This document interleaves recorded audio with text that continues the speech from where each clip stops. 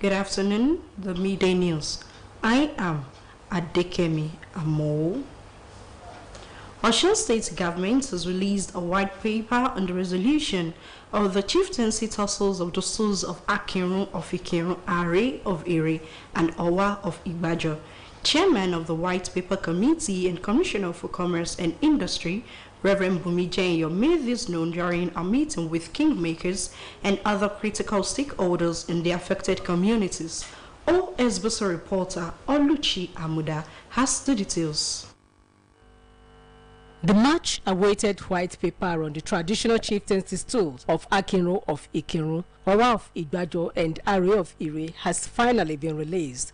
Chairman of the White Paper Committee and Commissioner for Commerce and Industry, Reverend Bumijenyo, made this known during a meeting with the kingmakers and other critical stakeholders from Ikinrun, Igbajo, and Ire.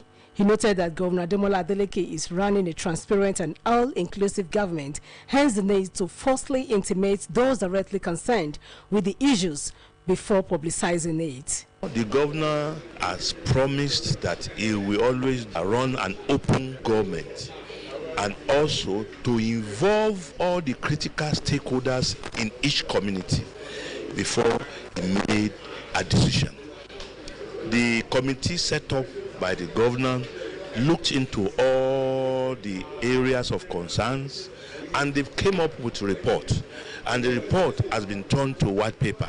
Before it's been presented to the public, the governor wanted to inform, to carry along all the critical stakeholders in each community, and that's what we did today. While reading out the content of the white paper, the Commissioner for Information and Public Enlightenment, Oluomokolapo Alimi, enjoined the affected communities to allow peace to reign in their domains.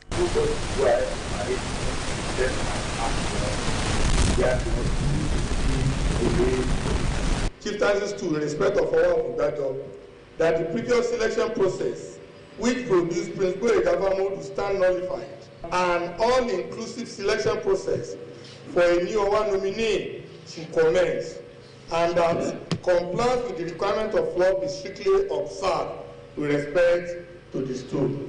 Chieftaincy stools are real that all the previous actions of the appointed warrant chiefs stand nullified, and that the substantive chiefs are enjoined to withdraw their suit before the court so as to allow commencement of the process of selecting a new Oba nominee in line with due process and tradition. It will be recalled that Governor Ademola Adeleke, during his inauguration, had issued an executive order for the 3 occupants of the traditional stool of Akinrun of Ikinrun, Owa of Igbajo, and the Are of Ire to vacate their seats. The Commissioner for Local Government and Chieftaincy Affairs, Honorable Dosu Babatunde, Commissioner for Justice and Attorney General of Osun State, Wole Jimi Bada, Special Advisor to the Governor on Chieftaincy Affairs, Mr. Adams Akindere, Permanent Secretaries, and other top government officials also attended the meetings. Oluchi Amuda, OSBC News. The investigative committee on the leadership crisis rocking the Osun State College of Education in Larogun has reversed the suspension of the college provost, Professor Jimoh Afolabi, and ordered status quo ante pending the outcome of the investigation. According to spokesperson to Osun State Governor Malam Olawale Rashid, the reversal of the suspension was announced at the meeting chaired by the committee chairman, who is also the chief of staff to the governor, Honorable Kazim Akleye, as both the governing council and the college management were directed to revert to state of affairs before the eruption of the crisis. The governing council chairman, Dr. Peter Babalola, the college provost, Professor Jimoh Afolabi, and other top officials of the college attended the committee hearing. The Minister of State for Petroleum Resources, Dr. Heineken Lokuberi, has disclosed that Nigeria will spend a total sum of $3.1 trillion to transit from fossil fuel to cleaner and renewable energy. Dr. Lokuberi said the nation had projected $1.9 trillion for energy transition plan, while $1.2 trillion was estimated for renewable energy plan in 2060, making a sum of 3.1 trillion naira altogether. He made this known at the 54th annual meeting of the World Economic Forum in Davos, Switzerland. The minister said he, alongside Vice President Kashim Shettima and other global leaders, have emphasized the nation's commitment to responsible fossil fuel exploration, leveraging cutting-edge technologies. He also highlighted that Nigeria's energy policies align with the Organization of the Petroleum Exporting Countries' expectations, showcasing the country's dedication to sustainable practices. However, on the issue of transitioning from fossil fuel, Lokobori said Africa, Nigeria in particular, would not rely on aid and grants to transition to cleaner and renewable energy resources in 2060. The House of Representatives Public Accounts Committee has directed the Federal Ministry of Industry, Trade and Investment to refund 75 billion naira allocated to it as COVID-19 invention funds. It was as the committee also ordered the Ministry of Health to return the 10 billion naira released to it to produce COVID-19 vaccine. The resolution was equal to a motion moved by Basi Akiba, a member of the Labour Party from Cross River State, following the non-appearance of officials of the ministry at its investigative hearing. The committee recently invited 59 ministries, departments and agencies to appear before it for the commencement of an investigative hearing on the alleged mismanagement of COVID-19 funds. The committee adopted the motion after it was seconded and directed that the ministry refund the said funds to the coffers of the federal government. Meanwhile, the Supreme Court has affirmed the election of the Delta State Governor Sheriff Okpoweri.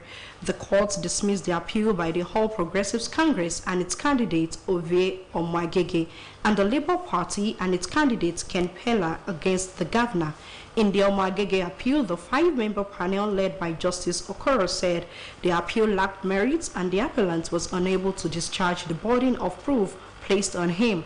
The Court of Appeal in Lagos affirmed the election of Sheriff as the governor of Delta State, dismissing the appeals by the governorship candidates and their parties. Sheriff pulled 360,234 votes to defeat his closest opponent, Omagege, of the APC, who scored 240,229.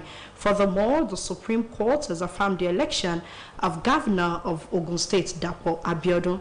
The appellants, Ladi Adebutu and the People's Democratic Party, prayed the Apex Court to compel the Independent National Electoral Commission to conduct fresh elections in the 99 polling units where elections were allegedly cancelled.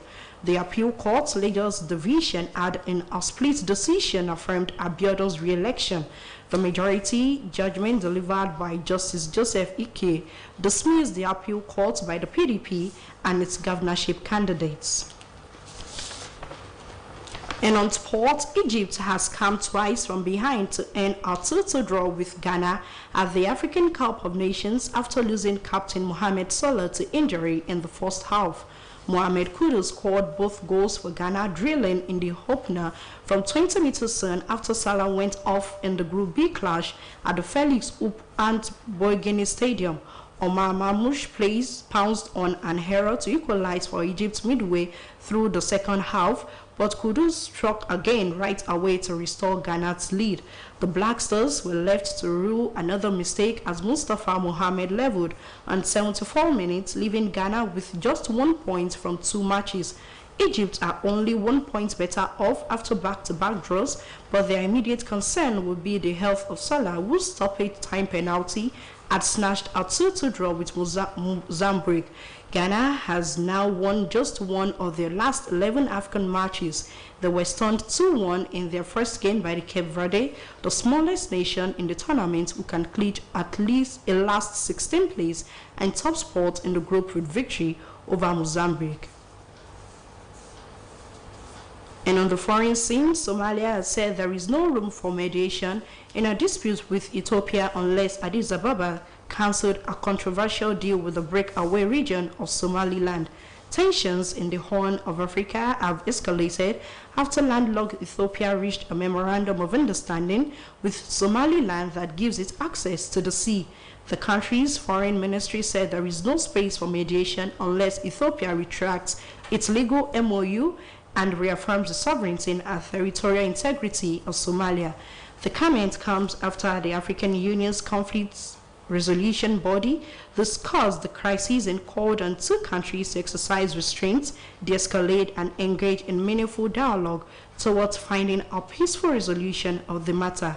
The eight-country May trade bloc Intergovernmental Authority on Development is also holding an extraordinary summit in Uganda on the Ethiopia-Somalia feud as well as the conflict in Sudan.